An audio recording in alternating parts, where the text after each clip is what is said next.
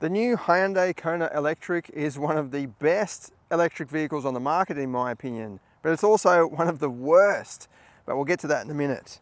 Taking on the new shape, the Kona is much bigger than the previous first generation model. It looks a bit futuristic as well, or more futuristic, with the full width tail light at the back. Got some nice silver contrasting elements along here. Yeah, it looks modern, it looks distinctive. And yeah, it definitely looks electric with no front grille there, apart from lower down. The Kona Electric remains front-wheel drive, so it's just got a single electric motor at the front, producing 150 kilowatts. It's pretty powerful for its size, for its class, but torque has dropped by about 100 Newton meters over the first generation model. But I think that's actually a good thing, because the first model used to spin the wheels too easily. Like, it was a bit of fun, but I think, yeah, a bit too much for what it is.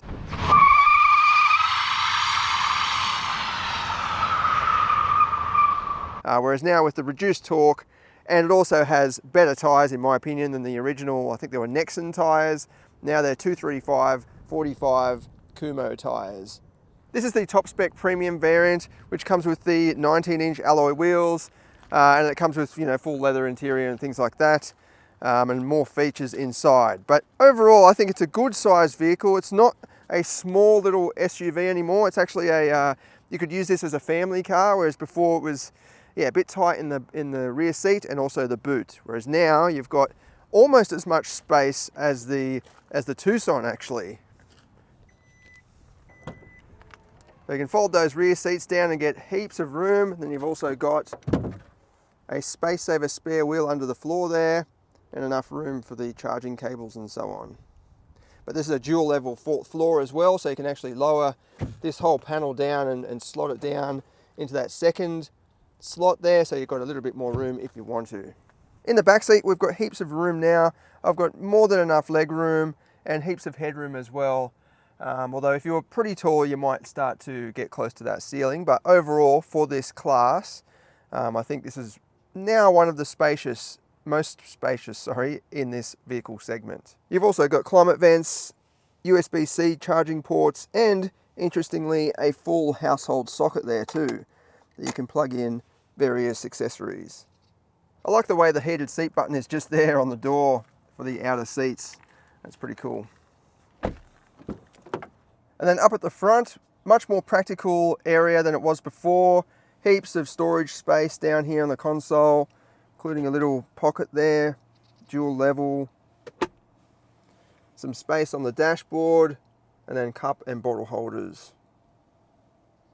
It's also got the latest touchscreen system. I don't mind this system, you just push setup and that's where your main sort of apps and things are. And then, as we'll discover in a minute, this vehicle settings area is probably going to be the most used app in the whole car, because you're going to be going into this driver assistance menu quite a bit.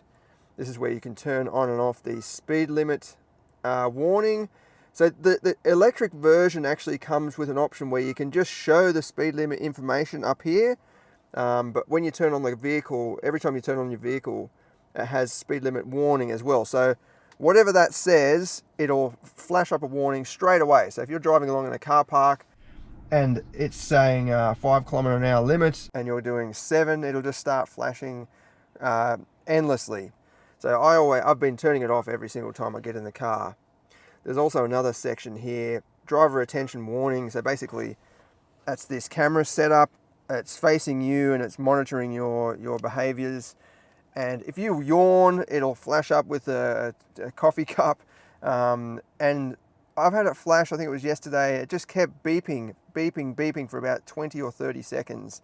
And that was after I turned it off. So even when you do turn some of these systems off, they come back on automatically. I don't understand that. It's the same with the lane keeping assist feature. You turn that off by holding that down, and this little symbol here will go orange instead of green. But if you veer outside the lane, or you cause that coffee cup to come up by yawning or scratching your face, it all comes back on again. So I don't know what the purpose of having the button there in the first place. It just doesn't make sense, but also it's very, very frustrating.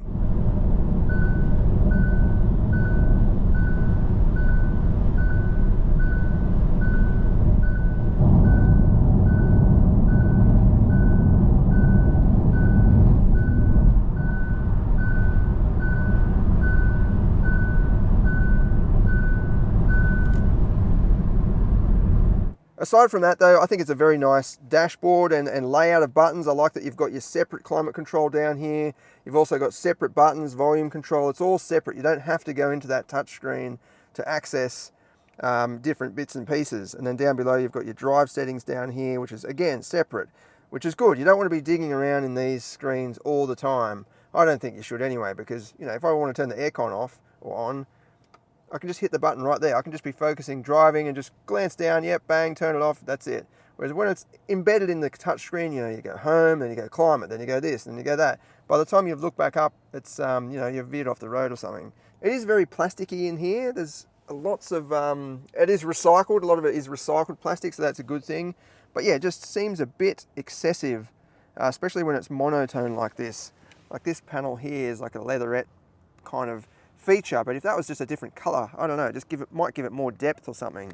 We'll go for a drive now and I'll show you those safety systems and just how frustrating they can be, but also we'll check out its handling and its performance later on as well. The latest Kona is based on the K3 platform, so it's a more modern platform than the previous generation or the first generation. And yeah, it is a more dynamic vehicle. It handles a bit better, it steers a bit better, and it has been Australian tested as well. If you're thinking about buying a Kona Electric or indeed any EV, you might also consider a novated lease. Now these can save you money basically through tax. I've got an article on our website that goes through some of the pros and some of the cons. I've linked it in the description of this video. Head over to our friends at Novated Lease Australia. They're linked up in the video and in the description. They can walk you through it step by step and work out a great deal for you. Obviously driving an electric vehicle, it is very quiet. The road noise is pretty good in this. I can hear a bit around the mirror there, and these tyres do roar a little bit. This has got the 19-inch wheel option. By the way, going for the 19-inch wheel option brings down the range. So it's 505 kilometer range with the 17-inch wheels, or 444 kilometers with these 19-inch wheels. It's very interesting how much difference it makes just fitting different wheels to your car. So just then I went over the speed limit by 1 kilometer an hour, 2 kilometers an hour, and it starts flashing. It's on the head-up display as well. If I go a few kilometers over, it'll start buzzing at me as well. And the lane keep assist has just gone off. I did sort of go towards the lane there, the lines. Do that again. It starts to flash, but yeah, interestingly, you turn this stuff off. So I turn the lane keep assist off, and it goes orange, the little symbol on the dash. But if I veer over to the lane a couple of times, it'll actually come back on. Or if I yawn or even scratch my eye or my face, it's going off at me. These systems, they just need more tuning and refinement in my opinion. I think they're a great idea in the lab, where they would definitely seem to reduce danger and increase safety, but you know, not everybody drives along perfectly with their hands at the steering wheel at 3 o'clock and 9 o'clock positions, looking straight ahead and remaining exactly parallel in the lane with the lane markings, never talks to anyone next to them, never scratches their face, never yawns. That's just not how human beings work. So I think they need to actually tune them to adapt to the way actual human beings work. I'm just going to pull in here now and charge it up. We've got 99 kilometers range, but I do need to go to Hyundai and return this vehicle, and it's about 100 kilometers away, so I've got to just top it up a bit. This is a 150 kilowatt charger. It does cost money to use, like pretty much all of them these days actually, but there are quite a few. There's 3 on this side, or 6 on this side, and then there's actually 6 more over the other side of the highway. So it does come in handy. I've just gone to plug in the car, or it is plugged in, but this happens to me quite a lot, not just with this car, but with other EVs as well. So you start charging, it just says charging failed. So you close that, start charging again, hit I understand.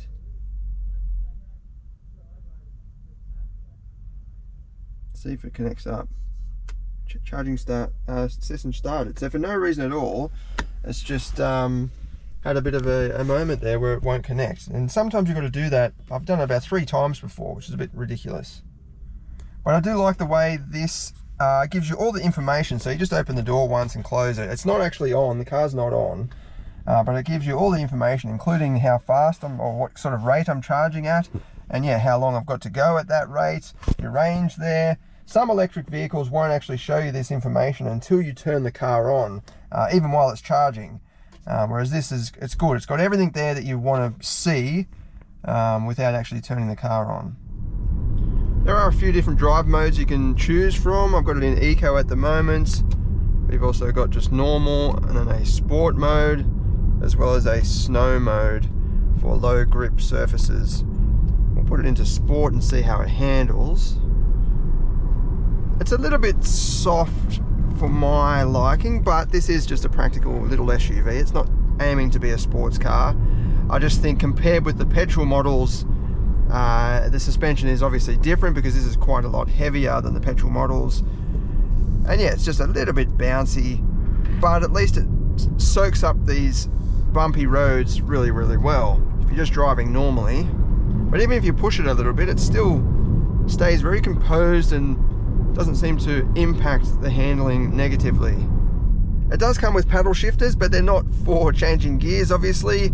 They're for the brake regen level. So you can use, if you check down here on the dash, it's got level 1, 2, 3, and I-pedal mode, which is one pedal driving, essentially.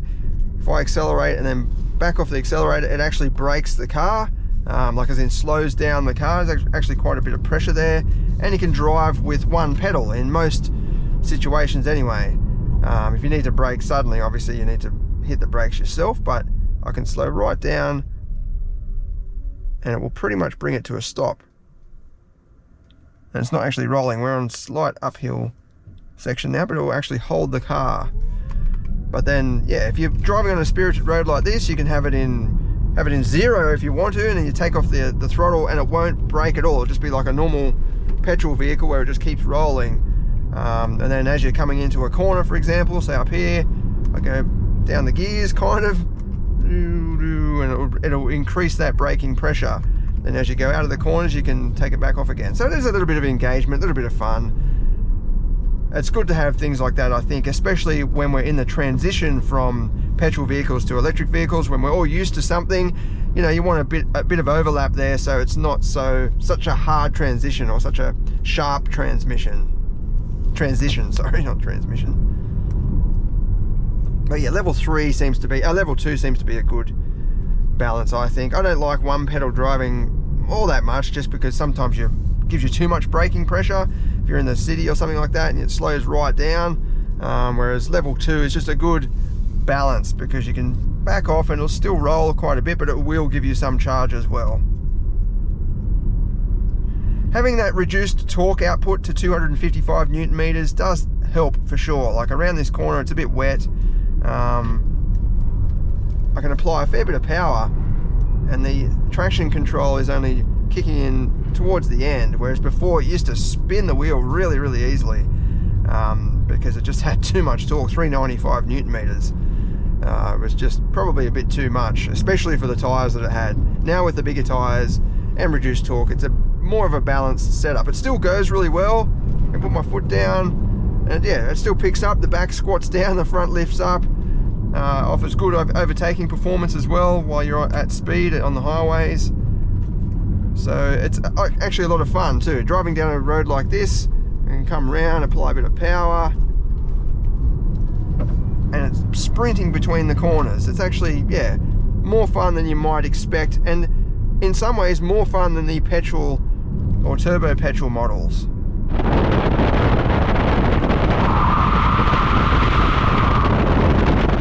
Alright, we'll head out now and do the performance test and see what it goes like.